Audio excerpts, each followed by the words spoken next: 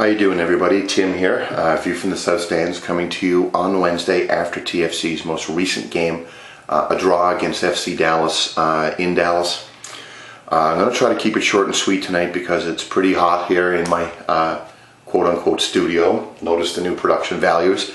And I'm going to try to keep it short and sweet, so I'm going to have a chug of beer to celebrate, and I'm going to get right down to brass tacks.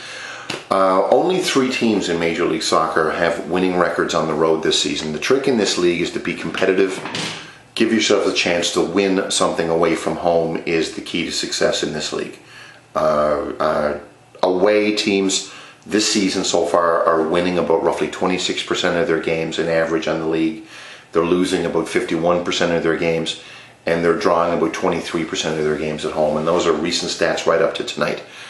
At home, the numbers are inverted, of course. It's about a 51% winning percentage, about a 26% losing percentage, and about a 23% draw percentage. Only 3 teams in the league have winning records on the road, so the trick, of course, is giving yourselves a chance to get something away from home, whether it be a win, whether it be a draw.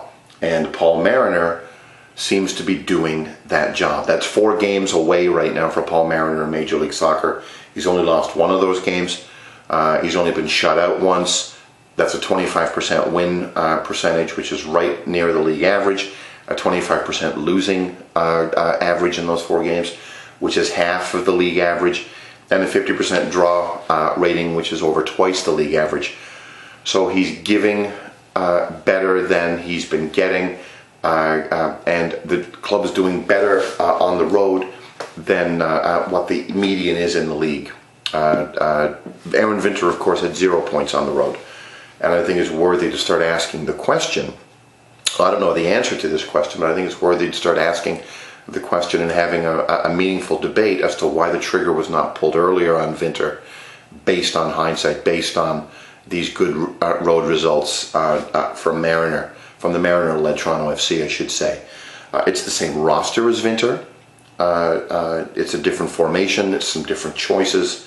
You see more Reggie Lamb, you see more Logan Emery, more Terry Dunfield, you see less Miguel Aceval, less Sulzma, you see a lot less João Plata, more on him in a minute. You see a much more consistent midfield with that extra player. You see Johnson and Koevermans working well together up top, both players giving each other space to create because they're threats in their own right, and that's actually leading to both of them scoring goals, particularly Koevermans. Player of the week in Major League Soccer, and hopefully him and Dunfield are okay. They actually both got pulled off late in the game with possible injuries. Both looked pretty shaken up. Dunfield looked like he actually had a shiner that was on the way over his right eye as he was being pulled off the pitch from getting a hit in the noodle. So I hope he's okay. Back to Koevermans for a moment. He's now 3rd in the league in scoring in Major League Soccer's Golden Boot race. Please, folks, and this is plea number 1 of 2 pleas I'm going to make in this video blog. I'm going to try to keep it short and sweet because of the heat. Don't vote for him for the All-Star game. Please. Let Wondolowski have it. Let Beckham have it. I don't care.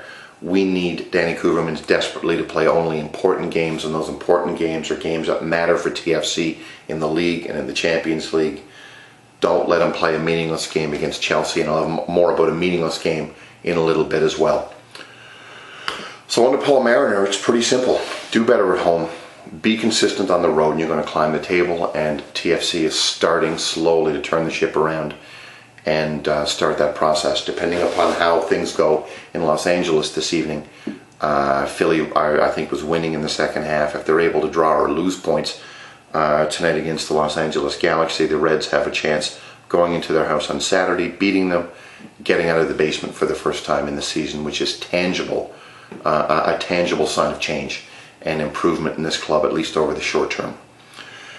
Now, there's 2 little fairly newsworthy items that are happening right now that I think give me a little bit of reason to pause, because the old cliche of where there's smoke, there's fire is kind of what I'm thinking right now, and that's the João Plata story, and that's the Alessandro Nesta story. Plata, is he staying or is he going? He's likely going, is what we're being told. He's not with the team right now. That's 350 grand if you're counting at home for a player. That includes salary and transfer fee. That kind of makes me shake my head. Poor communication with the media on what's happening with his salary. I'm sorry, with his status is weirdly reminiscent of the worst of the Mo Johnston era at TFC as well. It reminds me of the D-Rose saga. You know, was he going to Celtic? Was he not? Was he allowed? Was he not? Etc. I hope that gets sorted. And Alessandro Nesta is now likely going to Montreal rather than Toronto. I'm hearing and reading from a number of sources that differences of opinion apparently between factions within the Toronto FC head office might have been the reason why the opportunity to sign Nesta was possibly missed. Obviously, it's going to be the power of hindsight on if he would have been the answer at centre back. But I still expect reinforcements there soon, and I hope that there is no fire where there's smoke in both of these cases. I hope that there aren't factions forming. I hope that there is some collective agreement and understanding of what this team needs to do to improve. The transfer window is open, and the opportunity for the team to actually improve itself over the short to medium term actually exists every time that window is open, as long as everybody is on the same page. Now, I'm going to come to plea number 2, and I'm going to end this pretty quickly. Since June 20th, TFC has been playing a game just a little over roughly once every 4 days. I think it's 4.3 days is the average. And that round of games every 3 or 4 days is not ending until that absolutely silly, asinine friendly with Liverpool Football Club of the English Premier League on the 21st of June, I think it is. If you care about Toronto FC the way I do, if you love this team, if you want this team to improve, please do not support stupid friendlies. Don't go to the game. Don't purchase tickets. Send the club a message that this is a mature soccer market in Toronto that does not need stupid, silly friendlies to sell the sport or the club. Results for TFC in the league and results in the Champions League are going to do the selling. A la 50,000 people at the Rogers Centre, people. Come on, that was there because of the Champions League, not because of some silly friendly, because the game actually meant something. If you love this team, do what I'm doing. Ignore it. Don't go. And speaking of tickets, and I want to end on this note because I've got a beer here that I need to drink before it goes flat. I bought my Champions League tickets today, which is always a very exciting time of year. It's nice to see that the team has frozen those prices at 2011 levels as well. I, for one, didn't expect a price drop. I thought a freeze would be the order of the day. A raise in prices is usually MLSE modus operandi, of course, so it's nice to see them get something reasonably right for once when it comes to ticket pricing, and perhaps it might be a precedent of things to come for 2013 on season tickets. Maybe another price freeze or shock of shocks, maybe a decrease is in the works.